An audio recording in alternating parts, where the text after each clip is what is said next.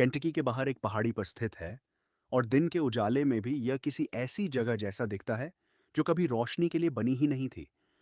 इसे 20वीं सदी की शुरुआत में तपेदिक यानी टीबी से मर रहे मरीजों को रखने के लिए बनाया गया था और यह एक छोटी सी लकड़ी की इमारत से बढ़कर 5 मंजिला ईंटों की विशाल इमारत बन गई, जिसमें सैकड़ों बीमार और मरणासन्न लोग रहते थे। उस दौर में जब यह बीमारी डॉक्टरों के रिकॉर्ड रखने की रफ्तार से भी तेज जाने ले रही थी। कुछ अनुमानों के अनुसार इन दीवारों के भीतर मरने वालों की संख्या दशकों में हजारों में थी। हालांकि सही आंकड़ा आग लगने और बेसमेंट में बाढ़ आने और सालों की उपेक्षा में कहीं खो गया। जो बात निर्विवाद है वह यह है कि इस इमारत में एक सुरंग है, लंबी और ढलानदार, जो मुख्य ढांचे से निकलकर नीचे जमीन के भीतर से होते हुए नीचे की सड़क तक जाती है, जिसे इसलिए बनाया गया था ताकि मृतकों के शरीर को उन जिंदा मरीजों की नज़रों से दूर ले जाया जा सके। कहीं वे ये न देख लें कि इमारत से बाहर जाने वाले कितने लोग सांसें रुकने के बाद ही बाहर निकलते थे। स्टाफ इसे बॉडी शूट कहता था और यही वह पहली जगह है जहां किसी भी आगंतुक की कल्पना ठिठक जाती है। रीमा ने केंटकी में कदम रखने से बहुत पहले ही इन कहानियों के बारे में सुन रखा था। वह एक स्वतंत्र पैरानॉर्मल रिसर्चर थी, ऐसी महिला जो अपनी जांच पड़ताल को कैमरे में कैद करके अपने देश के छोटे मगर समर्पित दर्शकों तक पहुंचाती थी। अमेरिकी भूतिया कहानियों को अपनी संस्कृति की भाषा में ढालती थी। इस तपेदिक वार्ड की तुलना अपने बचपन में सुनी उन वीरान हवेलियों से करती थी, जहां माना जाता था कि आत्माएं इसलिए भटकती रहती हैं क्योंकि उनका सही विधि विधान से अंतिम संस्कार नहीं हुआ। वह शुरुआती पतझड़ में लुइसविल पहुंची, जब सेनेटोरियम के आसपास के पेड़ों का रंग जंग जैसा हो चुका था, और इमारत से कुछ मील दूर एक मोटल में ठहरी, यह सोचकर कि जल्दी सो जाएगी और सुबह जल्दी शूटिंग शुरू करेगी। पर वह जल्दी नहीं सोई। वह अंधेरे में लेटी अस्पताल के पुराने रिकॉर्ड खंगालती रही, फ्लोर प्लान, मरीजों के लॉग और वह कुख्यात कमरा नंबर 502 ओलेका 102, जहां माना जाता है कि दो अलग अलग नर्सें दशकों के अंतराल पर रहस्यमय हालात में मरी थीं। एक ने फांसी लगाई, दूसरी छत से गिर गई। दोनों उस अजीब व्यवहार के दौर के बाद, जिसे बाकी स्टाफ ने कुछ ऐसा बताया था मानो किसी चीज ने उनके दिमाग में घुसकर चाबी घुमा दी हो। अगली शाम उसने संपत्ति की देखभाल करने वाले छोटे स्टाफ के 2 सदस्यों के साथ एक निजी दौरे की व्यवस्था की। एक केयरटेकर जिसका नाम वैलेस था और जो 11 साल से वहां काम कर रहा था, और एक युवा सहायक, प्रिया, जो रीमा के लिए फिल्मांकन करती थी और अतिरिक्त बैटरियां साथ रखती थी। वैलेस ने अंदर जाने से पहले उन्हें चेताया। उसने कहा कि इमारत को अंधेरे के बाद फिल्माया जाना पसंद नहीं, कि उपकरण बिना किसी वजह के बिगड़ जाते हैं, कि रिकॉर्डर में ऐसी आवाजें आ जाती हैं जिन्हें कभी चालू ही नहीं किया गया था। रीमा ऐसी सैकड़ों चेतावनियां सैकड़ों केयरटेकरों से सुन चुकी थी, और उसने वही विनम्र मुस्कान दी जो किसी ऐसे इंसान की होती है जो चेतावनियों से डरना छोड़ चुका है और सिर्फ सबूत से डरना सीख चुका है। वे मुख्य द्वार से अंदर दाखिल हुए जैसे ही सूरज पहाड़ी के पीछे डूबा और लॉबी के अंदर का तापमान बाहर की हवा से कम 10 डिग्री ठंडा महसूस हुआ। हालांकि कोई यह नहीं समझा सका क्यों, क्योंकि इमारत में हीटिंग या कूलिंग का कोई सिस्टम अब काम नहीं करता था। वे पहले निचली मंजिलों के कमरों से होते हुए आगे बढ़े। रीमा धीरे धीरे अपने माइक्रोफोन में बयान करती रही। दीवारों से उखड़ता पेंट, दीवारों में अब भी जड़े जंग खाए बेड फ्रेम, वे खिड़कियां जिन पर दशकों पहले रंग पोत दिया गया था ताकि मरते हुए मरीज ये न देख सकें कि उनकी पहुंच से कितना पास शहर बसा है।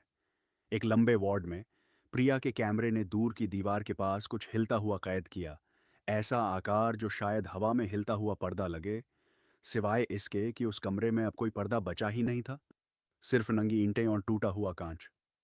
वेलेस ने कोई प्रतिक्रिया नहीं दी।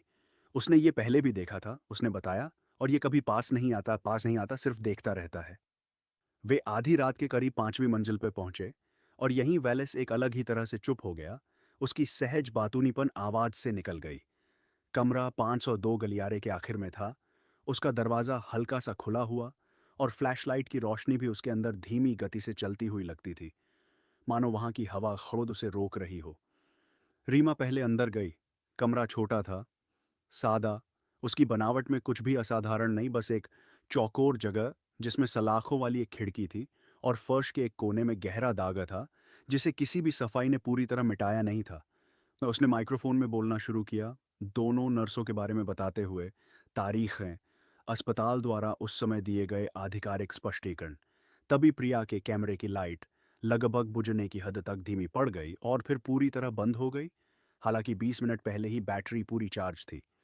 अचानक हुए इस लगभग अंधेरे में रीमा को ऐसी सांसें सुनाई दीं जो न उसकी थीं, न वेलिस की, न प्रिया की। धीमी, घरघराती सांसें, जैसे कोई ऐसे फेफड़ों से हवा खींच रहा हो जिनकी क्षमता बहुत पहले ही खत्म हो चुकी हो। बिल्कुल वैसी आवाज़ जैसी उसने इस जगह को बनाने वाली बीमारी के पुराने मेडिकल विवरणों में पढ़ी थी। उसने खुद को समझाया कि यह टूटे शीशे से आती हवा है। वह खुद को यही समझाती रही, तब भी जब वह आवाज़ साफ तौर पर उस दाग वाले कोने से दरवाजे की ओर बढ़ने लगी, जहां वह खड़ी थी। इतने पास से गुजरी कि उसे अपनी बांह पर हवा में बदलाव महसूस हुआ। ठंडी और हल्की सी नम, जैसे किसी ऐसे मुंह की सांस जिसने बहुत लंबे समय से सेहत का स्वाद नहीं चखा। वेलिस के हाथ ने उसकी कलाई पकड़ ली और उसे खिंचकर गलियारे में वापस ले आया। और 3 दरवाजे पीछे पहुंचकर ही प्रिया के कैमरे की बैटरी अपने आप वापस जल उठी। स्क्रीन पर पूरी चार्ज दिखा रही थी, मानो कुछ हुआ ही न हो।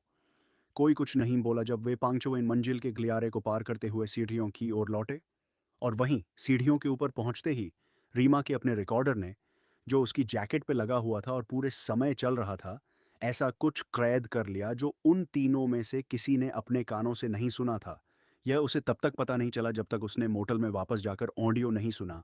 इमारत छोड़ने के बहुत बाद वेलेस के दरवाजे पर हाथ मिलाने और बिना अपनी पहले जैसी गर्मजोशी के ये कहने के बहुत बाद कि ज़्यादातर आगंतुक दूसरी रात के लिए वापस नहीं आते और उसे भी नहीं आना चाहिए। वह रिकॉर्डिंग ज़्यादातर उसकी अपनी आवाज़ थी, कदमों की आहट, पुरानी लकड़ी की कभी कभार चरमराहट। पर उसके नीचे, धीमी, कमरा 502 में उसके अपने बयान के नीचे दबी हुई एक और आवाज़ थी, पतली और रूखी, ऐसे शब्द बोलती हुई जिन्हें वह पहले समझ नहीं पाई। और फिर धीमी गति में 2 बार और सुनने पर उसे साफ समझ आ गया कि उसने एक पल के लिए उसकी अपनी सांस रोक दी। उसमें उसका नाम था, कोई सामान्य शब्द नहीं, कोई ऐसा स्टैटिक नहीं जिसे बोली समझ लिया गया हो, बल्कि उसका असली नाम रीमा, इस तरह बोला गया जैसे कोई उस इंसान का नाम पुकार रहा हो जिसका उसे बहुत लंबे समय से इंतजार था। एक ऐसे कमरे में जिसके फर्श पर दाग था और खिड़की पर सलाखें, एक ऐसी इमारत में जिसने अपने सारे बरसों के नुकसान में ये सीख लिया था कि मरने वालों के किसी हिस्से को अपनी दीवारों के भीतर कैसे रोके रखा जाए, बहुत समय बाद तक भी, जब उनके शरीर उस ढलानदार सुरंग से नीचे जाकर अंधेरे में हमेशा के लिए विदा हो चुके थे। वह दूसरी रात वापस नहीं गई। वह 3 दिन बाद घर लौट आई और आज भी अजई, जब वह यह क्लिप अपने दर्शकों को सुनाती है तो वह फुसफुसाहट आने से पहले ही उसे रोक देती है और कभी नहीं बताती क्यों।